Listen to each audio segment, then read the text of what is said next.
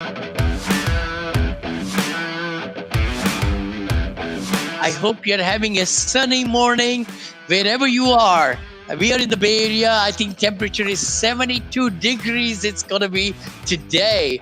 And I know you're ready for Vinny and Bo show, just like we come every week. Another Friday in the books. I wasn't much of a runner, but now I started running at the gym because I'm like a little short guy with a lot of muscle, so it's hard to run.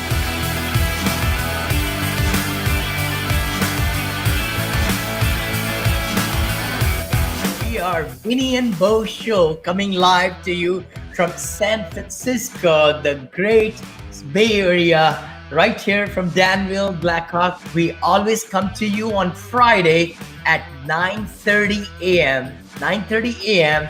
Pacific and 12:30 p.m. Over there in the East Coast. All right. We are here. Vinny Chopra is here, your host and co-host, Bo Eckstein. How did you like the intro, guys? Isn't that great? 2021 is going to be rocking for all of us. 2022.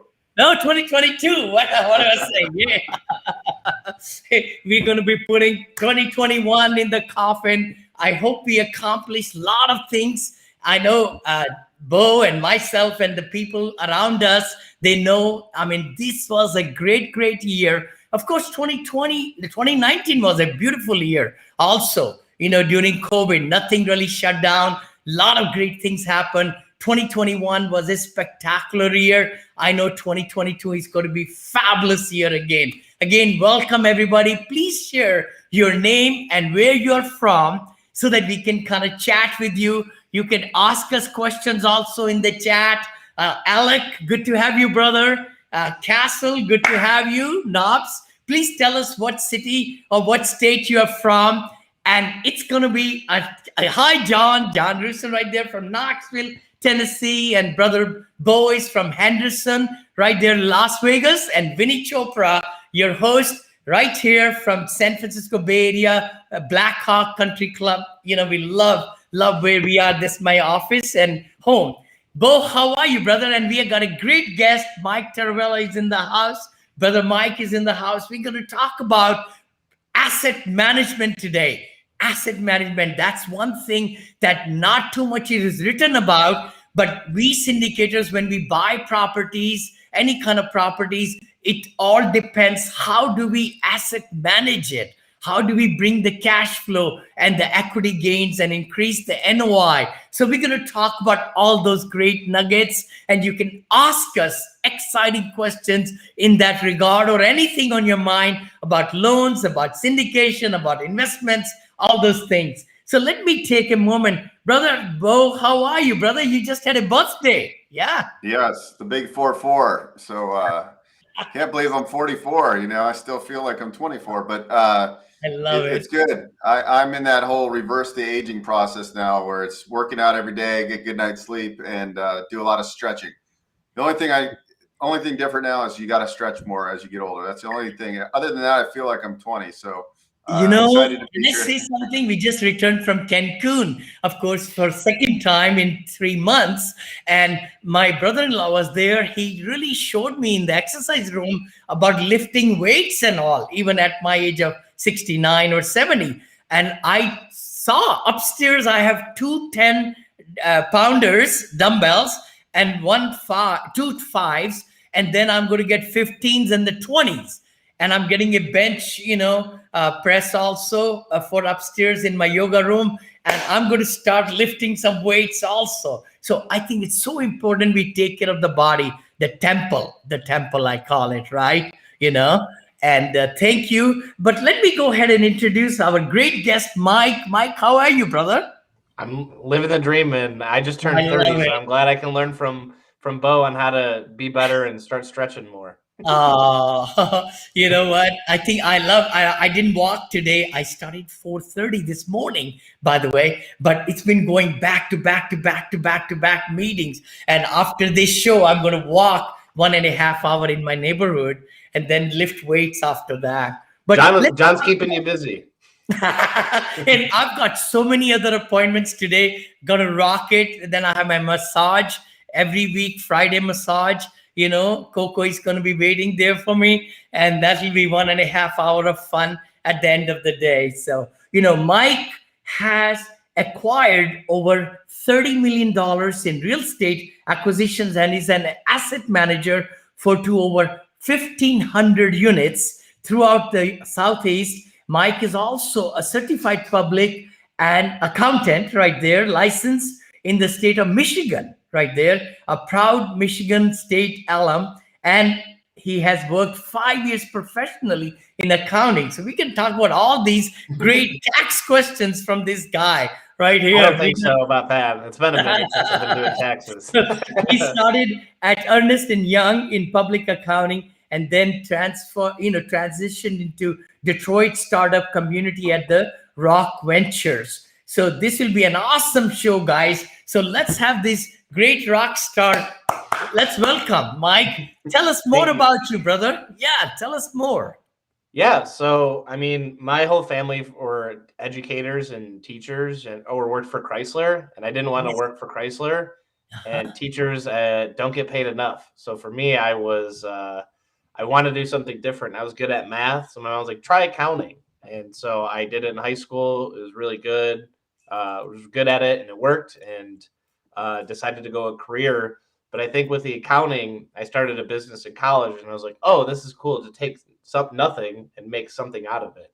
Yes. And so my last week in and getting my master's, I go to my favorite professor. I go, am I going to struggle with like being an accountant? She goes, oh yeah, because your risk tolerance is so different to the normal accountant. But accounting, I worked for Ernst & Young for 2 years as an auditor, and just seeing large companies and how they run their financials and what they look at. Worked for Dan Gilbert in Detroit, the owner of Quicken Loans and Cleveland Cavaliers. Worked on 12 to 14 of his startups, from launching esports organizations to media production companies.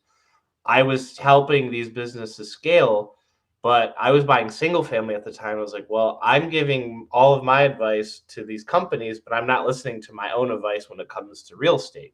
Yes. And for those who really know me, I can't fix anything. So all I would spend doing for 2 years is my dad yelling at me of how to use this tool, how to fix this. And I'm like, but I can do a spreadsheet way better than most people. So I educated myself for a year or two, volunteered underwriting for groups for free, and then joined Rand Partners, which is Jake and Gino's investing firm.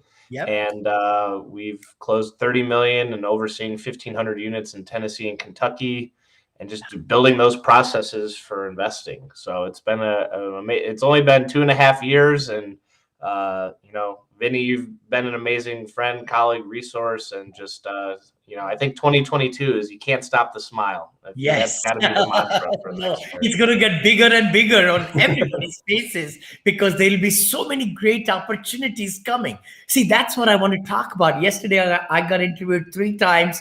We talked about mindset. The key thing is mindset. It's totally what you expect, what you want more of. We need to think that and believe in that, and talk to our subconscious that this is what I have. I don't, even if we don't have it right now, we should say, I am in the process of getting this. We should not concentrate on the negatives that I don't want, because if you keep on concentrating on the negatives, you'll get more of the negative. That's the universal principle, right, Bo, brother? Yeah. I agree 100%. I think actually this past year, if you really look at it, was actually a really good year, right? With all the trouble everybody had, it was probably one of the best years for many people in the real estate investing space, in real estate trades, real estate agents, mortgage brokers, title and escrow companies. Guys, people were making tons of money in the real estate space, and so. And now the question is where we're going to transition to 2022, right? It's all mindset. And I got a book for you, another book recommendation, Vinny. This is a good one. This is all about mindset. Show us that one. I'm going to buy it right after you show us. If I've not bought it already. I wonder if it's the same book I'm thinking it is.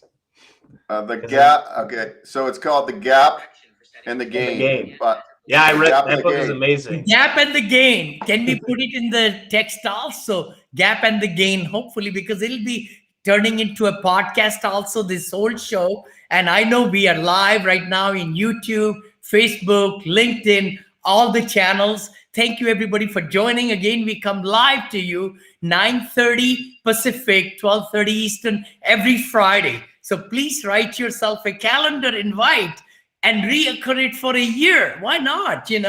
And you just say, hey, Vinny and Bo show is coming. Let me join there. So thank you so much. Thank you. There's an Amazon link that John just put on. Thank you so much.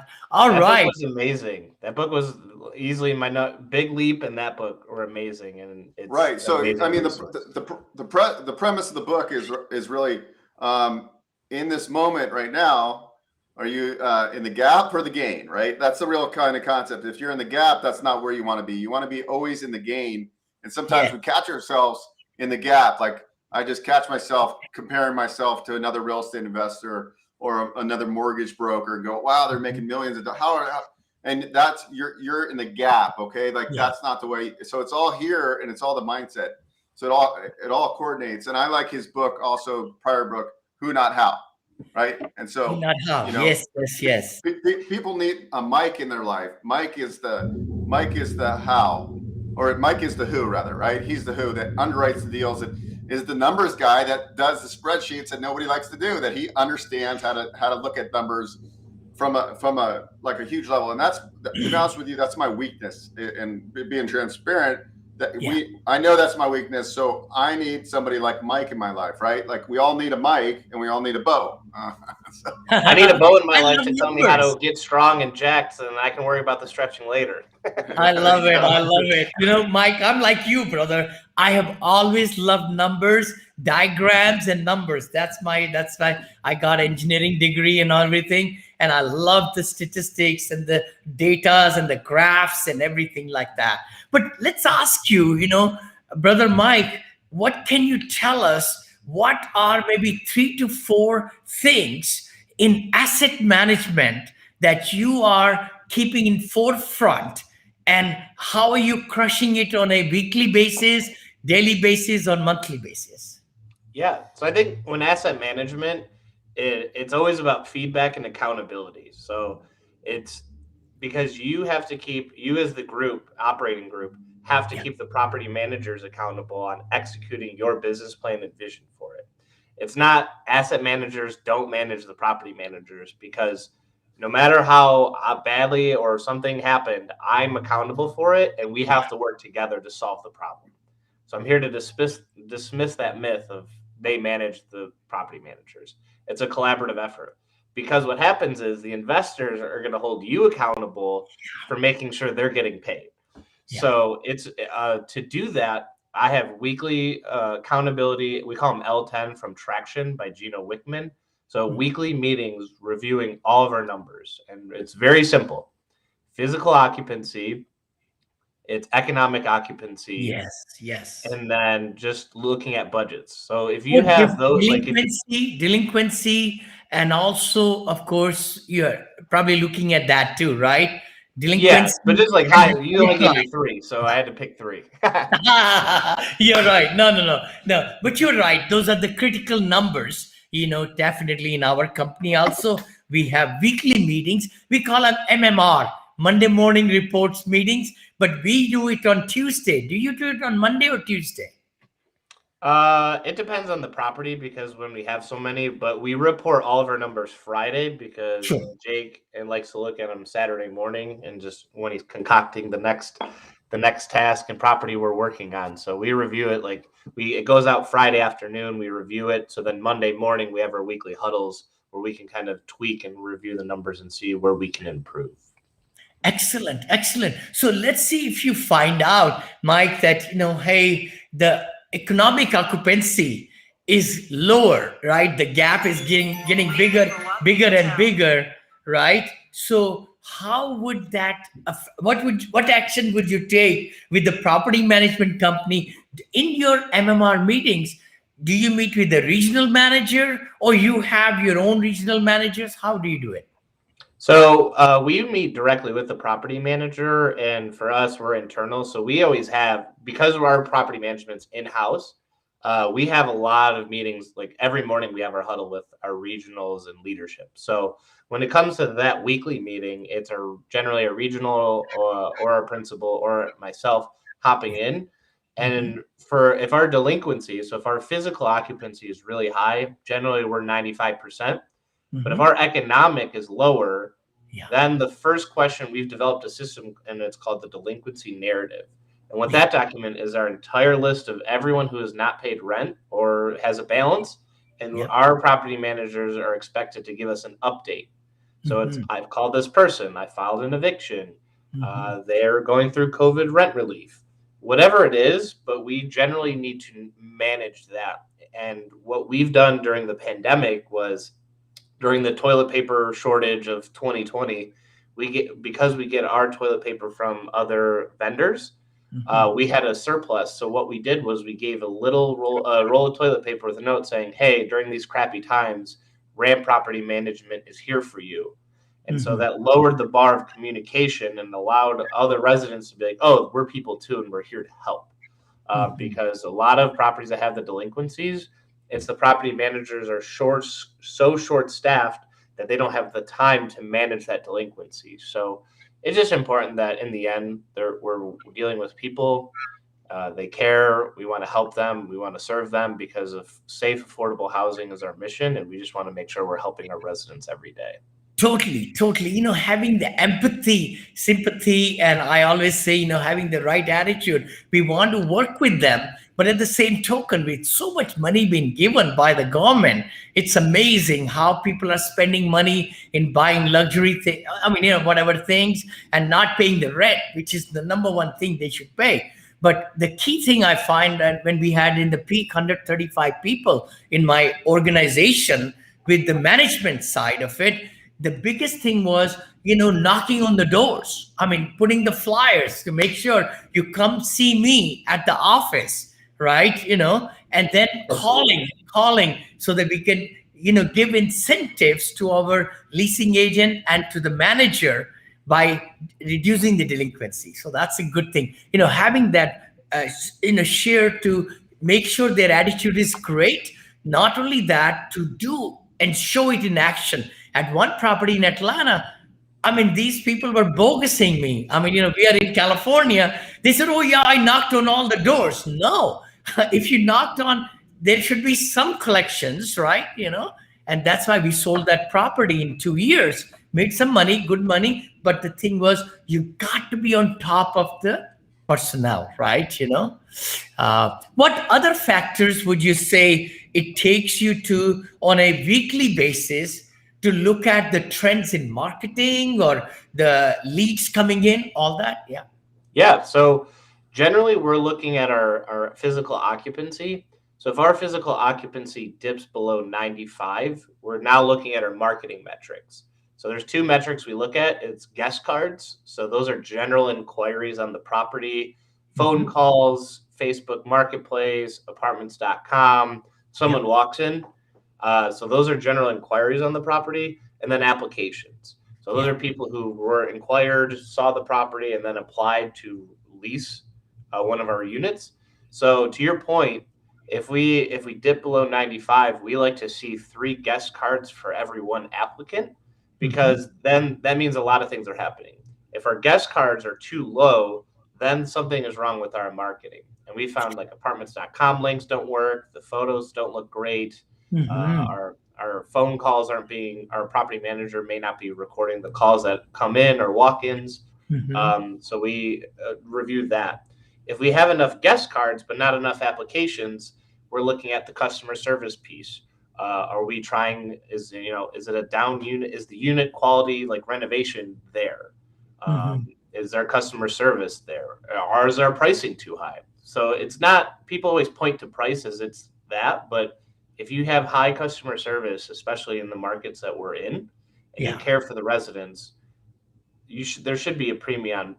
More pricing isn't the issue; it's the customer service that's behind it. So those are like the marketings we look at. So true, Mike. What you just said, you just brought back the memories. I have had a goal to build actually Asset Management Academy, to be truthful, and I even have the logo and all. But the thing is, I remember when I used to watch this with my managers, and I'll travel, I'll see if the leasing agent even gets up to greet people at the door. And, I mean, many times there is that blockage of people coming and they're just, is the enthusiasm there? Are they talking right? Are they showing the right things, to the, buyer, asking them questions? Are they writing down the information? All those things, right? So important how our people are representing us.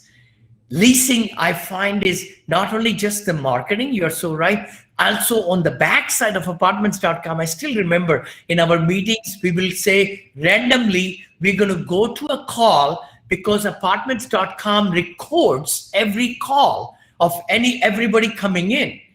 So we will listen in how they interacted with the customer. And then we'll teach them. I took the best of the best, my leasers, and I recorded them. And then in our training meetings, I'll say, hey, so-and-so is going to share with you how to interact. So those kind of trainings, small videos helped in our case, I'm sure you do the same. But the biggest thing is it's the morale, it's the attitude, it's how they look, how they represent themselves, right? How do you Go ahead, Bo buddy. Yeah. Do you guys incorporate any kind of bonus structure for management? Like, so they're kind of encouraged to keep up with your KPIs or your benchmarks. I'm on a live show. Yeah. So we have a lot of different incentives. So we have like a delinquency. Every of our entire portfolio, we have a metric on physical occupancy, economic occupancy. Net promoter score has been an amazing resource. So the net promoter score is the same. You've seen it on a million surveys. On a scale of 0 to 10, how likely are you to refer a friend or colleague to stay on our property? And then there's another question is why. And so the property managers are based on physical, economic, net promoter score, and employee retention and resident retention, because we want to make sure we're keeping our core team, because turnover is a cost for your resident because you have CapEx, and employee because there's a lot of training. So we compile all of those at the end of the year, and the team with the highest weighted average goes on a trip. We call it the President's Club, which I think is in Asheville, North Carolina. But also we have like the delinquency. We have a cash bonus if they have our draw margin, if they hit a certain draw number, and if their delinquency is below a certain amount as well. So there's a lot of incentives that we can do with, because we're in-house versus third party, it may not be as aligned, or you may not have that ability. And for you, it seems like that you kind of found a home, and are you actually incentivized as a GP in these transactions? Are you part owner, or are you strictly an employee? I'm part owner on all the deals as well. Yeah. So, and That's even great. too, like we it definitely helps. But the renewal, but even like the biggest thing that we've seen is like, if you have budgets, those are like, that's the one tool everyone hates. And I mean, I don't have a budget for myself, but it's the biggest thing is, as an asset manager, if you create budgets, that is the ultimate tool of accountability, because you make them this quarter. So we still have a couple weeks left of the year. If you make a budget for your property, ask your property manager, hey, do you approve of it? You now have a tool to measure every month for the rest of the next year. And obviously stuff happens, right? Like the pandemic, we had protective equipment was a thing. Our renovation costs may have been a little bit higher. So there's just a lot of things that happen. But what really happens is you can ask, how did this happen and why did this happen? And how do we make sure it never happens again? You may have had a wrong budget and something happened, but you can constantly measure and making sure that it's not the property manager messing up consistently. Very good. Are you involved in the acquisition side, or you just purely take over once the asset is acquired? I'm both. So I'm almost as busy as Vinny. So we're acquisitions and asset management. No, excellent. No, that's so wonderful. I think the exciting part is that, we definitely want to make sure that we are taking care of the residents, because residents are gold. I'm telling you, residents are gold and investors are gold. Then comes our team members, they are gold. They have to be taken, and then vendors are gold. And their families and everything. We are bringing so much joy to all these people, and then we come at the bottom, where we are. So let me ask you a question, Mike. What are some things that you're doing today and you're improving that you didn't do 6 months back, but you are doing right now that is bringing results? So I think Bo alluded to the who, not how. So I just hired my first virtual assistant. Mm-hmm. Um, I've worked with remote teams, but it's been a cool process of just. I'm big on Naval Ravikant. He has Yeah. a 3.5 hour podcast on how to become wealthy, Yeah. not by luck. And his whole thing is leverage. So I'm leveraging remote teams to help create a positive environment for them to learn commercial real estate, but to help me, and Mm-hmm. so that I can take an even 10,000 foot view of, because I always ask myself, what is my highest value task? Talking Mm-hmm. to investors, talking to brokers, and underwriting deals. Those are the three things. Everything outside of that is a lot of noise. And Yep. obviously there's, the day to day of take like for a perfect example, that's like you don't need to hire a virtual assistant. I get my groceries Instacarted. That saves me 2 hours a day. I hate grocery shopping. My girlfriend will yell at me if I get the wrong thing. Huh. And so I just want to make sure, like, for the 2 hours, if my hourly rate's $1,000 an hour, is it worth $2,000 to go to the grocery store and back? No. So I get Instacart for $100 a year. I've outsourced my grocery shopping. I do it on an app. It's same day. It's done and easy. So now it's just taking that and expanding that into my business of prospecting land deals, because we're looking to develop, um, reviewing our pulse document so that we can make sure we're executing our business plan.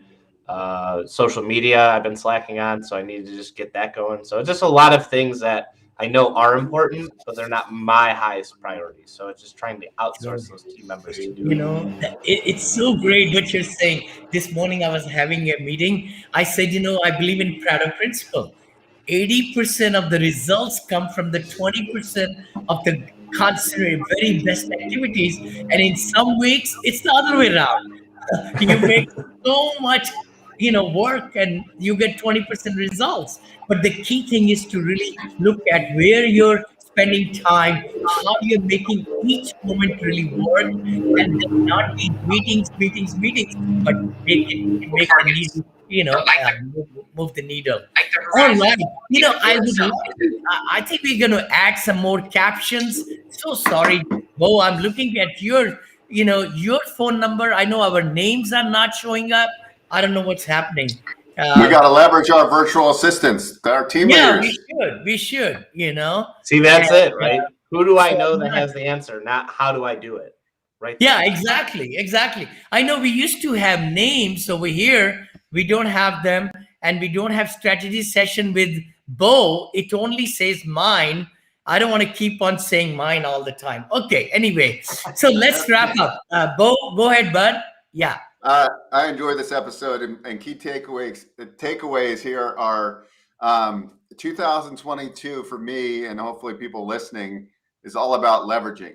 Okay, yeah, it's all about leveraging because you yeah, can only grow so far. So is that partnering with the right team? Is that getting some virtual assistants on your team?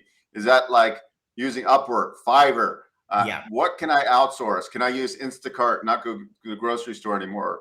Can I not leave my house anymore? Can I stock up on toilet paper? So if we have a shortage, I don't have to worry about not having toilet paper. There's a lot of considerations, but I think 2022 is going to be a huge year, and I'm going to kind of follow Dan Sullivan's two books, right?